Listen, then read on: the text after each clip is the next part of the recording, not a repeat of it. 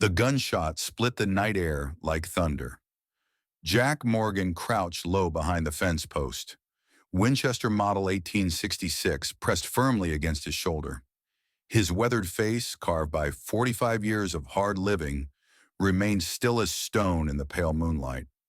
20 years as a cavalry officer had taught him patience, the most valuable weapon in any arsenal. Something moved by the eastern fence line, not the usual coyotes that prowled his Utah ranch. This shadow moved with purpose, desperate and stumbling. Jack shifted his weight, boots silent against the hard-packed earth. His finger tensed on the trigger. The clouds parted, moonlight illuminating the intruder. Jack froze. A young woman, barely more than a girl, collapsed against his fence. Her dress hung in tatters around her swollen belly. 6 months pregnant, maybe 7. Blood darkened the fabric around her thighs and bare feet. Her face, streaked with dirt and tears, twisted in agony as she clutched her stomach. "They'll kill us both," she whispered, her voice carrying on the desert wind. Jack lowered his rifle and moved forward, decades of battlefield instinct telling him this was no trap. The girl's eyes widened in terror when she saw him approach, her hand reaching for a small knife tucked in her belt. "Easy now," Jack said, his voice rough from years of barking orders and too much whiskey. "Nobody's going to hurt you here." He knelt beside her, keeping his movement slow. Up close, he could see she was young, 19, maybe 20. Her blonde hair matted with sweat and dirt, blue eyes wide with animal fear. "Name's Jack Morgan. This is my ranch. You're safe here." The girl's grip on the knife loosened. She opened her mouth to speak, but a spasm of pain cut her words short. Jack's eyes traveled to her belly, where her torn dress revealed something that turned his stomach cold. There, carved into her flesh, was a symbol, a crude sun with an eye at its center, the skin around it angry and inflamed. "Sweet Jesus," he muttered. "Emma," she managed between ragged breaths. "Emma Reed, please, they're coming." She clutched his arm with surprising strength. "My father, he'll find me." Jack had seen enough wounds to know she needed help fast. Without another word, he slid one arm under her knees, the other behind her back, and lifted her. She weighed nothing, a bird with broken wings. Inside his cabin, Jack laid Emma on his bed and worked with practiced efficiency. The wound needed cleaning. He retrieved his medical kit, the same one he'd carried through Gettysburg and a dozen other blood-soaked fields, along with a bottle of whiskey and strips of clean cloth. "This'll burn," he warned, pouring amber liquid over the carved symbol. Emma's scream pierced the cabin walls, but she didn't fight him. Jack worked methodically, cleaning the wound with a steady hand that betrayed none of the rage building inside him. Only a monster would mark a woman this way, especially one carrying a child. "Who did this to you?" he asked, threading a silver needle with catgut. "The Desert Brotherhood," she replied, eyes fixed on the ceiling. "My father leads them now, but it's Reverend Isaiah who speaks for them. Says he hears God in the wind." Her laugh was bitter, hollow. "Isaiah told my father the drought would end only with blood sacrifice, a child born of pure blood, father and daughter." Jack's hands stilled for just a moment. 5 years as a rancher after 20 in uniform hadn't softened him to the world's cruelties. But this struck deep. He'd seen men do terrible things in war's madness. But this was something darker. "My mother tried to stop it," Emma continued, her voice distant. "They killed her. Said she lacked faith." Jack finished the last stitch and applied a salve he'd learned to make from a Navajo medicine man. "Your father, Elijah Reed?" Emma's eyes widened. "You know him." "Known of him. Used to be respected in these parts before he fell in with that preacher." Jack capped the medicine bottle. "What changed him?" "Gold," Emma said simply. "Isaiah convinced him there was a lost Spanish mine in these hills. Said God would reveal it through the sacred ritual. The child I'd carry would be the key." Her hand pressed against her belly protectively. They're not men of God, Mr. Morgan. They worship gold and power. Isaiah needs the blood of girls like me to sanctify the mines. Jack moved to the window, scanning the darkness. The moon had disappeared behind clouds again, but he knew morning would come soon, and with it, riders. How many in this brotherhood? 20 men who'll kill for Isaiah, maybe more. Emma's voice cracked. My father's the worst of them now, believes every word. Jack retrieved his rifle from beside the door, checking the ammunition with practiced hands. Then he took down a Colt Navy 1851 from above the mantel, loading it with careful precision. I held the line at Gettysburg with the 7th Cavalry, he said, more to himself than to Emma. Watch good men die for causes they believed in. He turned to face her, his expression hard as flint. I've seen real faith, and whatever drove your father to mark his own daughter, ain't it? Jack placed the Colt on the table beside Emma. You know how to use this? She shook her head. You'll learn. Fast. He checked the cylinder, showing her the basic mechanics. Point and squeeze. Don't pull. The first hints of dawn crept through the windows. Jack doused the lamps and moved to the porch, rifle in hand. In the distance, a plume of dust rose against the horizon. Riders coming hard. I defended borders during the war, he told Emma without turning. So understand me clearly. They'll have to come through me first to get to you. 3 riders approached the ranch, halting just beyond rifle range. The man in the center carried a lantern, its flame weak against the growing daylight. Jack recognized him immediately. Gideon Stone, mayor of Redemption Creek, the small mining town 10 miles east. Stone was flanked by 2 men Jack didn't know, both armed with rifles. Morgan, Stone called out, we've come for the Reed girl, brotherhood property by their laws. Jack didn't move from his position on the porch. Only law that matters here is federal law, Stone. This is my land. Stone's horse pawed nervously at the ground. Don't be a fool, Morgan.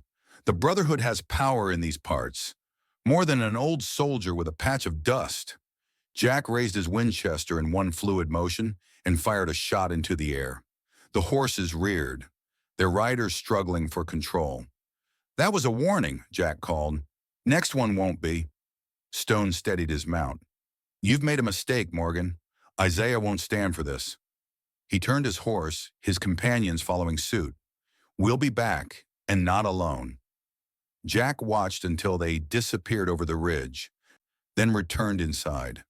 Emma sat up in bed, the Colt clutched in white-knuckled hands. They'll come back with more men, she whispered. I'm counting on it. Jack checked his ammunition supplies. Means we've got time to prepare. Throughout the day, Jack fortified the ranch. He positioned barrels for cover, created firing positions, and showed Emma the escape route through the back of the property, leading to a narrow canyon only he knew well. Why are you doing this? Emma asked as he taught her to reload the Colt. You don't know me. This isn't your fight. Jack was silent for a long moment, his hands mechanically cleaning his rifle. Had a wife once, Sarah, and a daughter, Mary. Fever took them 5 years ago while I was still in uniform. His voice remained steady, but something dark flickered behind his eyes. Couldn't protect them then. Maybe this is making amends. Emma studied him, this hard man with ghosts in his eyes. You were a major? In the Union Cavalry? Jack nodded. 7th Regiment. Not that it matters much out here. He handed her the Colt. Show me your grip again. As the sun began its descent, Emma discovered a weathered map tucked in a book on Jack's shelf. It showed the surrounding territory, with Jack's ranch positioned over what appeared to be an old riverbed. This is why they want your land, she said suddenly. Old Spanish mines always follow dry riverbeds. Isaiah believes the lost gold is here, under your ranch. Jack took the map, studying it with narrowed eyes. That's why Stone was so eager to buy me out last spring. He folded the map carefully. Ain't about your baby or some ritual. It's about gold, always has been. A glint of something caught Emma's eye from the window. Jack! He moved quickly, grabbing his field glasses. Smoke rose from the direction of town. Through the lenses, he could make out riders, at least 10 men on horseback, approaching steadily. At their head rode two figures, a tall man in black carrying what looked like a book, and beside him, a stooped figure Emma recognized immediately. "My father," she whispered, "and Isaiah." Jack focused the glasses on Isaiah. The man wore the garb of a preacher, but the ceremonial knife at his belt told a different story. Behind them, men carried torches and the Brotherhood's flag, a black banner with the same sun-eye symbol carved into Emma's flesh. "Get to the back room," Jack ordered. "Stay low." The Brotherhood halted 300 yards from the ranch. Isaiah stepped forward, a speaking trumpet in hand. "Jack Morgan," his voice carried across the distance. "We come for what's ours. The girl and the child she carries are sacred to our cause." Jack stood firm on his porch, rifle held across his chest. "There's nothing for you here, Isaiah. Turn around while you still can." Isaiah's laugh echoed through the trumpet. "You have 1 hour to surrender the girl and leave this land, or we'll burn you out." Jack's reply was a single rifle shot that kicked up dirt at Isaiah's feet. The preacher stumbled back, his face contorting with rage. "So be it," he shouted. "Your blood will feed the soil." The Brotherhood spread out, taking positions behind rocks and depressions in the landscape. Jack had anticipated this, already moving to his first defensive position at the corner of the barn. The first volley of gunfire splintered wood around him as he steadied his aim and fired. One of the Brotherhood fell, clutching his shoulder. The battle had begun. Lead tore through the air as Jack moved from position to position, using the ranch's layout to his advantage. His years of military experience showed in every calculated move, every precise shot. But the Brotherhood had numbers. As the gunfight intensified, movement on the ridge caught Jack's eye. At first, he thought reinforcements had arrived for Isaiah. Then he saw the distinctive headdress and knew Navajo warriors led by Cheyenne, Jack's old scout during the war. The Navajo descended on the Brotherhood's flank like silent thunder. Arrows found targets with deadly precision. The tide began to turn. Inside the cabin, Emma huddled behind an overturned table, the Colt ready in her hands. A sudden contraction doubled her over, pain ripping through her body. The baby was coming, weeks too early, triggered by stress and fear. Outside, Jack spotted Elijah Reed breaking from the main group. Heading toward the cabin, with a curse, Jack sprinted through gunfire to intercept him. A bullet grazed his arm, hot pain slicing through muscle, but he didn't slow. Jack tackled Elijah just as the older man reached the porch. They crashed through the door together, a tangle of limbs and fury. Elijah fought with the strength of a madman, but Jack had combat experience. He pinned the man down, pressing the barrel of his Colt against Elijah's temple. "Give me one reason not to end you," Jack growled. Elijah's eyes darted to Emma, who leaned against the wall, face contorted in pain. Something flickered in the old man's expression. Recognition, horror, shame. "Emma," he whispered, "my girl." Before Jack could react, the window shattered. Isaiah stood framed in the opening, his ceremonial knife glinting. "The ritual must be completed," he screamed, lunging toward Emma.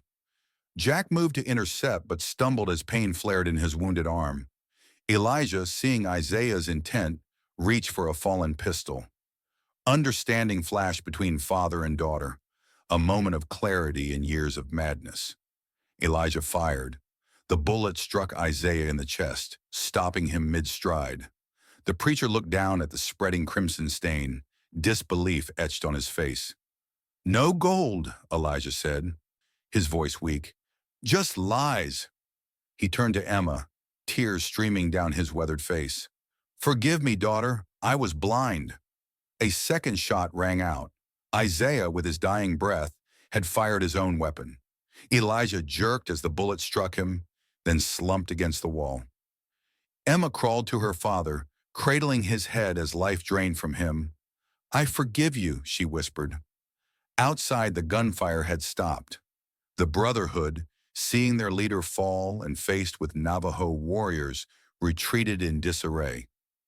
Cheyenne appeared at the door, bow in hand. "Old friend," he said to Jack. "The spirit said you needed help." Jack nodded in gratitude, then turned his attention to Emma. Her water had broken. The baby was coming now.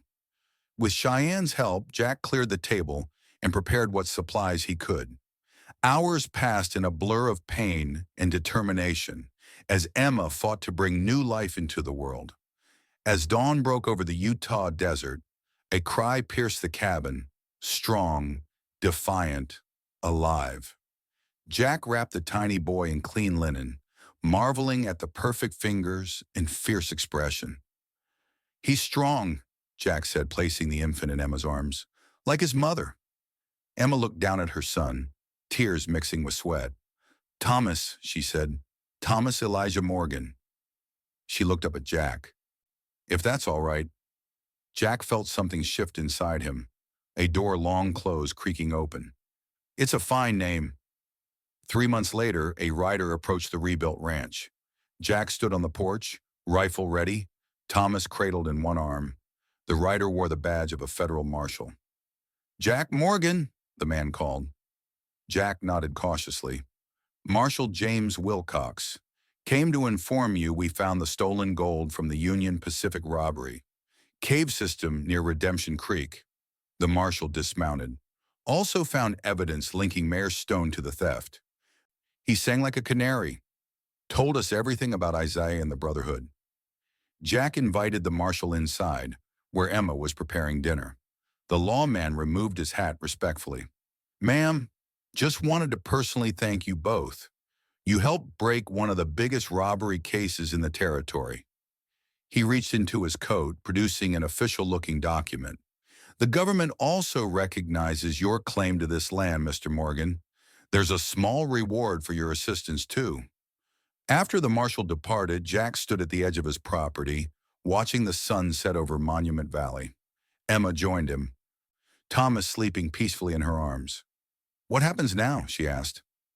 Jack looked at the woman and child beside him, a family he never expected to have again. For the first time in years, he felt purpose beyond survival. "We build," he said simply. "We live."